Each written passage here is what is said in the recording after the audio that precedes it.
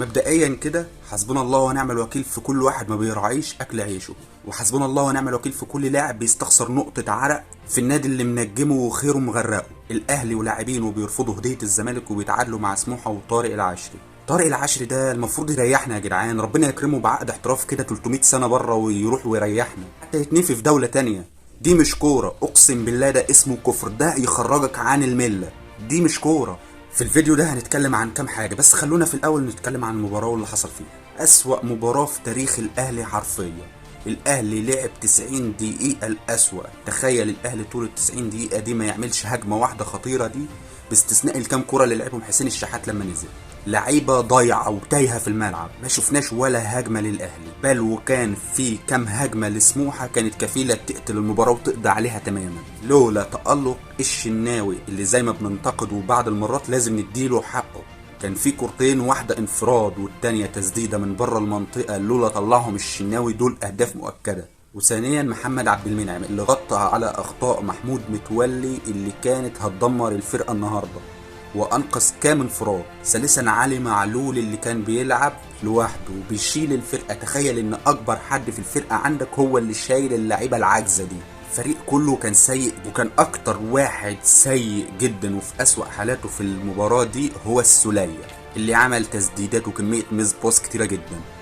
تاني واحد بقى محمد هاني اللي ربنا ابتلانا بيه، ربنا يشفيك يا اكرم يا توفيق. محمد هاني عمل اخطاء بالجمله وبيقوم ويقع، ما بيعرفش يمرر كوره ولا بيعمل عرضيه واحده صحيحه. ومتولي اللي عمل كام خطا كانوا هيضيعونا. وشريف اللي كل همه يجري بس ويقع في الاوفسايد، يجري ما تعرفش بيجري على ايه ولا على مين ولا ورا ايه، ما تعرفش بيعمل ايه. حتى كريم فؤاد كام كوره ما عرفش ينفذهم. في الحقيقه ده ماتش للنسيان.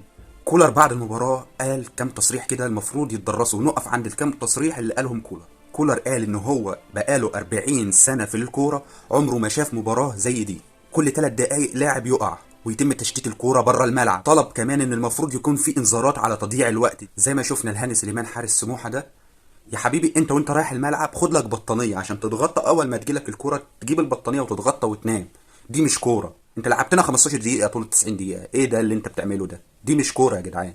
المفروض يكون في انذار لتضييع الوقت، ولو اتكرر تضييع الوقت يبقى طرد عشان اللعيب يحرم عشان نقدر نلعب كورة.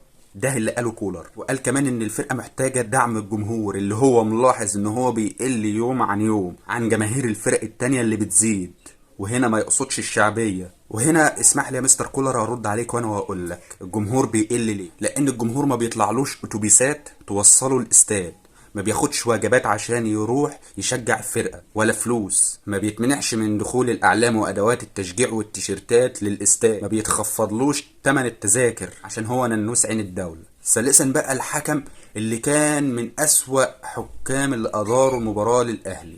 الحكم تغاضى عن احتساب ركلتين جزاء للأهلي، الأولى في كورة محمد شريف والتانية في كورة حسين الشحات. ولا رجع للفار ولا الفار بعت له ولا حد سأل ولا حياة لمن تناد. طب قولوا لنا الفار ان هو مش شغال. خلصنا كده من المباراة والأحداثها اللي هي حقيقة مباراة للنسيان. بس بعد كده بقى والأهم، أسئلة عايزين ردها. ليه الأهلي باسمه وميزانيته ما يمتلكش مهاجم سوبر يقدر يسجل من أنصاف الفرص؟ ليه الأهلي ما يمتلكش صانع ألعاب يقدر يصنع لعبه ويسجل طول الموسم؟ ليه فريق بحجم الأهلي ما يجيبش محترفين سوبر على أعلى مستوى يقدروا يشيلوا الفرق؟ ليه الاهلي ما يبقاش ليه اجنحه مرعبه تقدر تنفذ وتعمل حلول للفرقه؟ انا ممكن اقول لك ليه. لان باختصار اداره مخيبه للامال حرفيا. وانا من وجهه نظري بعيدا عن البطولات اللي جت، والله هي اسوأ اداره في تاريخ الاهلي قولا واحدا.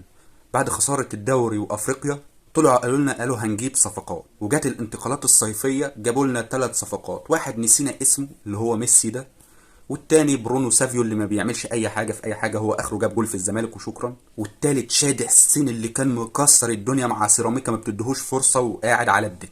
ليه يبقى الاهلي اغنى نادي في القاره ميزانيته 700 جنيه ما تدلعش نفسك وتجيب صفقات ومحترفين سوق يقدروا ينقلوك نقله تانية؟ طب اقول لكم بقى، هو سمعنا كتر خيرهم بقى في يناير اللي بعد كام يوم ده ان هم بجلاله قدرهم هيجيبوا لنا 3 صفقات. ليه ان شاء الله 3؟ ليه؟ حضرتك محتاج مدافع، ومحتاج خط وسط، ومحتاج صانع العاب، ومحتاج باك يمين مكان اكرم توفيق، ومحتاج وينجين، ومحتاج مهاجم، وتبدا تنظف الفرقه دي وتسرح اللعيبه الموظفين. ولو الحمل تقيل عليكم يا عمي سيبوه لغيركم، احنا جبنا اخرنا.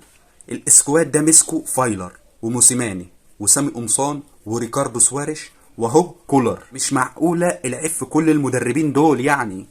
كانت الشماعة بتاعتكم في الأول موسيماني، ده المفروض موسيماني يضرب له تعظيم سلام انه جاب اشباه اللاعبين دول بطولات قارية ومركز تالت عالم مرتين. لازم الفرقة تغير جلدها بالكامل. بقينا نفوز بالعافية ونتعادل بسهولة، بل وبنفلت من هزيمة. بقالنا 3 سنين بنعاني من نفس الموضوع ده. يا رب دي تكون نهاية بقى قلة الفهم، ونحاول نفهم، نحاول نوفر الصفقات والامكانيات اللازمة عشان نقدر نقف على رجلينا ونرجع الاهلي اللي كان بيرعب اي فرقة، كان بيكسب المباراة قبل ما بينزلها.